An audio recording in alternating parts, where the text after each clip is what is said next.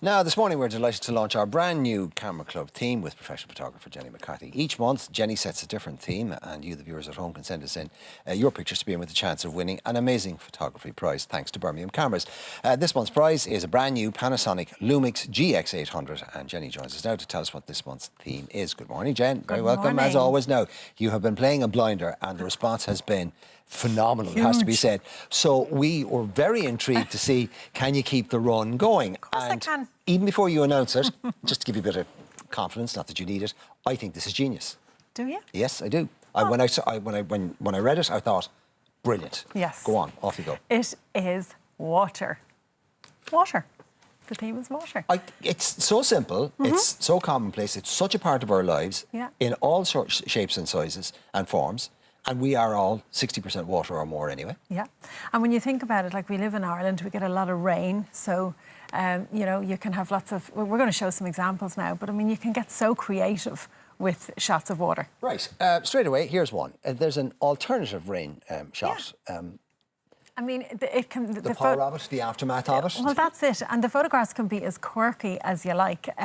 Try and use your imagination as much as you can. I just, you know, think that's a great shot. I mean, in terms of composition, it's very well posed. Is that a professional shot? No, it's not a professional shot, no. Really? Yeah, it's not a professional shot at all. But it's just, you know, it's just one that, you know, somebody took in the rain. It's kind of bleak and sad, though, as well. And people, you look at that and you think, oh, it's a broken old umbrella. But actually, you know, the water, what caused that? Yeah, exactly. And somebody's umbrella just broke in the rain, and that was it. And they threw it to the side. Yeah, well, that's actually, it's also a vandal. Yes. Right. OK, let's go the other side. Something bright and cheerful. Fun in the paddling pool. Yes, and I'm sure we had lots of this at the weekend. Isn't that a great shot? The sheer excitement and joy in that little one's face is just unreal. It makes you giggle. Now, how do you get a shot like that, right? Because that you can see practically every drop of water there. So that's a slow exposure. Good. No, that's a fast exposure. Oh, sorry. So fast. Would you think you'd know by this stage, Mark? Fast exposure is when you capture the droplets of rain in motion, I suppose. A slow shutter speed is when you slow the water right down and you get that lovely frothy look. All right, so that probably would have been shot, you know, on a 250th of a second to capture that water as it's spraying out. But yeah, what a shot. Right. And now, obviously, with the sun, a lot of people were at the beach, and of course we are an island nation, so therefore we're surrounded by water, which provides people with loads of possibilities in terms of their shots. They can either be the sea, what people are doing in the sea, or, you know, how it's... or a seascape. Or seascape, you know, a horizon, reflection. Well, there you go, OK.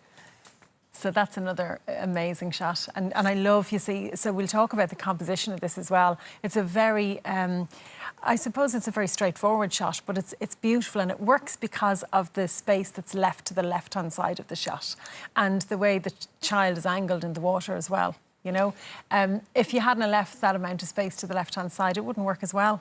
And also, you know, there's the rule of thirds in that shot. So you have the first third, which is the bottom of the shot, where you've sort of the dark pebbles in the water. The second third, then, you know, is the water, and the top is the sky. And it's just a lovely shot. It's a little metaphor for the size and vastness of the ocean as well, and our insignificance by comparison. Exactly. Yeah. And, you know, and it's a lovely colour shot as well. I don't think that would have worked as well in black and white. I say that very often. Right. Now, OK, completely different again. Obviously, everything's centring around water this morning. This is Poolbeg at sunset. Yes. And, oh, listen, we can get incredible shots of Poolbeg from all different angles, but I absolutely love that shot. It's stunning, isn't it? And I love the use of, I suppose, the top of the shot. You know, it's not really broken up into the rule of thirds, but I love the fact that the sky is so prominent in the photograph. Normally you wouldn't put the sun in the middle of the shot, but it works because of the towers on the right-hand side. It's a beautiful image. Is that natural, or has it been treated? No, that hasn't been treated. No, that's it. That's OK, so all those colours are... Everything is there the way it was shot, yeah. Very good. Right. Obviously, probably the most famous waterfall in the country is in Court. Yes. And I mean, you can take this from 100 different angles. It's unreal. You know, I mean, even when you're that's quite a close-up shot. But when you're driving into Court and the waterfall is in the distance, there are fabulous shots to be taken Through as you the just trees drive and- in. You know, just I suppose just to see the sheer size of it. It's massive, you know. And also, I mean, I've taken so many photographs of that waterfall, but you can get really, really creative with waterfalls with your shutter speed again. You know, if you're going to go for that lovely, soft, flowing water sensation that you get from it, put it on a really slow shutter speed and you know, the rocks will be in focus and the water will be, you know, moving. Or you can get a fast shutter speed like that one there. You know, you see the way the droplets of water are captured there. There are. I mean, you could spend a week down there and every shot you take would be different. I do lots of weddings up there, actually, and we can get some really gorgeous... Right. photos of Now, it. the patterns that obviously, you know, we're very familiar with rain in this country, and rain on windows, a lot of people find that very... they find it very soothing and they can spend hours watching it. And, of course, the patterns that they will form. Yeah. And those patterns, each one different, is a different shot for you. You can get so creative with it.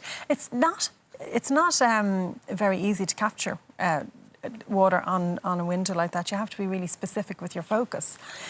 Because what your camera will do, if you have your camera on autofocus, it will actually focus on what's behind the window as opposed to the raindrops. So if you put your camera on manual focus and you zoom into the water drops, you'll get a better shot. Right, so that's raindrops on a window. Raindrops with a fast shutter speed. Yeah, I love this one as well. Look at that. Isn't that unreal?